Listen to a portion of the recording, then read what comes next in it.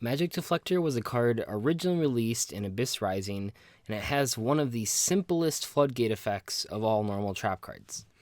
For the rest of this turn, negate all equip, field, continuous, and quick play spell card effects on the field. The only thing that this doesn't stop is normal spells and ritual spells, the latter of which isn't as important. But the main thing that Magic Deflector misses, at least, is normal spells. And besides that, though, it sort of blanket negates the whole turn. And if you've been around long enough, you might know that this card didn't really do anything for a very, very long time. And this is in part to a couple reasons. The first one is that Magic Deflector is an inherent -1, and in formats where the game was slower, like when it originally came out, because even though Mermills were at their sort of height when Abyss Rising came out, it was way faster than any other deck. The game as a whole was still fairly slow compared to what it is now. And even as Fire Fist got released and stuff, it just got even more slow. And Magic Deflector won't do well in slower formats because straight -1s make you lose grind games. The other reason that Magic Deflector didn't see a lot of popularity is that back then we had a lot of better normal spells. We still had staple cards like Heavy Storm and Monster Reborn, I believe. And it's crazy to think about that because this was only a couple of years ago now, in 2013, I believe. But yeah, I mean, if you look at those older Mermail lists, they all have like Heavy and Monster Reborn, and that's just crazy to think about. But quick play spells and all the other kind of spells on this list didn't really make a huge difference in the game in terms of decks running like 5 to 10 of them. They only really played like MST and stuff like that. And for Magic Deflector to be good, it needs to be played against a deck that only uses these types of cards, or at least has their strategy hinge on them dramatically. And if those cards get negated, the deck drastically just fails to operate.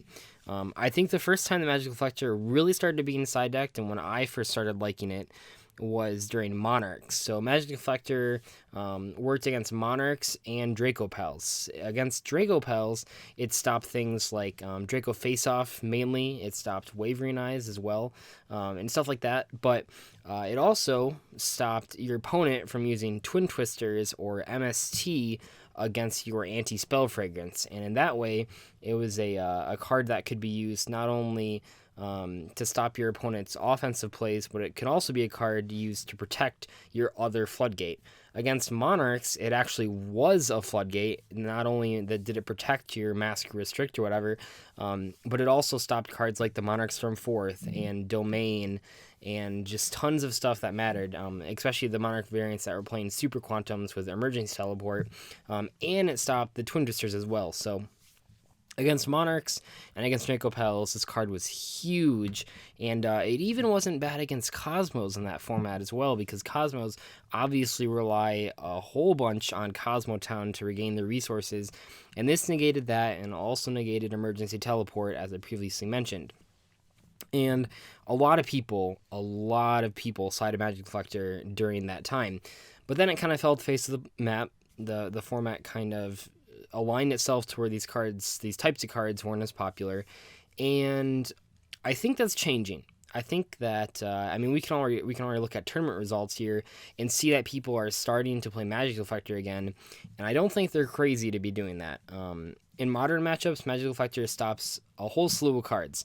We're talking Zodiac Barrage and Dragonic Diagram and Set Rotation and Cosmic Cyclone and Twin Twisters, and the list just goes on and on and on. And this makes Magic Deflector quite powerful, because Magic Deflector isn't just a one-for-one trade that you make with a card, and obviously in some cases you are taking the -1 for it, but it's blanking the card they're activating. But Magic Deflector really shines in those matchups where they need those cards to operate, and they have a whole bunch of them. I mean, just picture an average Zoo Draco deck, then their opening hand. What if they have a Tenki, a Barrage, and a Terraforming? In that scenario, if they Terraform and Dragonic Diagram, and then activate any of the continuous or field spells in their hand, you can just flip Magic Deflector, and now they're starting at 4 to 5 dead cards that they just can't do anything with. And that's really good. But also, we can go back to that first point to where Magic Deflector works better in faster formats. And like I mentioned before, blanking your opponent's whole turn, if they are playing all these cards, is great. But if you can't capitalize on it, it doesn't actually do anything.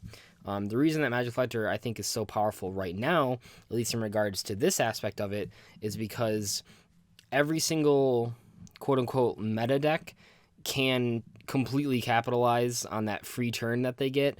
I mean, think about, obviously there are going to be some good hands in Zoos, but now that they're sort of switching to Predaplants and possibly playing Brilliant Fusion, that's just another card that you can blank. But without all of their continuous and quick play and field spells, the Zoo opening board isn't that scary anymore, especially I'm taking into account Norden being banned on June, because that's kind of the direction that I'm looking. And at that point, I almost want to wonder if Magic Deflector is worth main decking. Obviously, you want to draw it when you're going first, but I don't think it's that bad going second either. And one of the reasons that I liked Magic Deflector so much in that Monarch format was because it was good going first or second. Going first, you could use it to not blank your opponent's entire turn, but turn off a lot of their momentum. They couldn't Monarch Stormforth you in the mirror. They couldn't use Return of the Monarchs to get searches. They couldn't do a lot of the plays that they wanted to do. But going second, you could then use it on those same cards during their turn to stop them from gaining any more momentum than what they already started with. And with losing the Lunalight combo, Zodiacs are looking more inconsistent than ever. That's not to say Zodiacs are necessarily inconsistent, but just take a look at all the cards that are summoning Rat here now. Where it used to be Terratop, Barrage, Tenki, and Rat itself, now you're just looking at Barrage and Tenki and the Rat itself, plus the Predaplant, sort of, except you need to have a Brilliant Fusion for that. Every single one of those scenarios loses to Magic Deflector, except just a normal summon Rat, and at the moment, because we don't have the Lunalight combo, just one normal summon of Rat doesn't actually do enough. Obviously, it sets you up with a Trident and a Leica, or whatever the new name is, it's like Chicken 9 or whatever, and a Hammer Kong or whatever, but it doesn't draw you 5 cards. That's not what it's doing. And in that regard, if you just stop your opponent from doing anything else besides doing just summoning Rat, like their normal summon, you've given yourself a huge leg up in that match. I also really like Magic Deflector going first for another reason, and that's if your board gets prevented from being set up because your opponent had a bunch of hand traps. Similar to how Dimensional Barrier is used, you can set Magic Deflector, and then when your opponent goes, even though they drew the hand trap to stop your plays, you can just flip Magic Deflector to stop their plays. It might be arguable that you can play Dimensional Barrier and replace Magic Deflector, but I think most people realize that Dimensional Barrier is pretty bad against any pure Draco deck or any variant of Dinosaurs, really. I know Dinosaurs haven't been super competitive, and they didn't top the YCS at all, obviously, but with the new ban list, I think Dinosaurs could be a competitive deck. Maybe I'm biased because I play Dinosaurs, but yeah, I think that deck's actually a real threat. So D-Barrier doesn't really stop that deck very much, where Magic Deflector, it really does. Dinosaurs rely so heavily on Dragonic Diagram that they're going out of their way to play 3 set rotation just to get it more often, and Magic Deflector completely shuts that down. So not only is it good going first to guard your board, it's good going first if your opponent stops you from making a board in the first place. And I don't think there's another card, obviously you guys will correct me if I'm wrong here, but I don't think there's another card in the game right now that's at 3 that can be as versatile as Magic Deflector is in those situations. In terms of blanking your opponent's entire turn, Imperial Order does a very similar thing, but obviously it shuts off your own cards as well, where Magic Deflector only stops the stuff that you want it to stop, just because you can use it on your opponent's turn because it's a trap card, and then it's not lingering when your turn rolls around then. But yeah, I think this card's actually really good.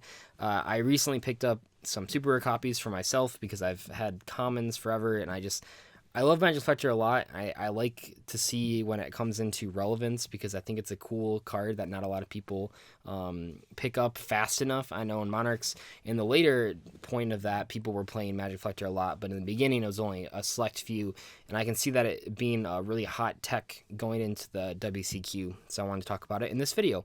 Anyway, hopefully you guys enjoyed this, and I will talk to you later. Bye.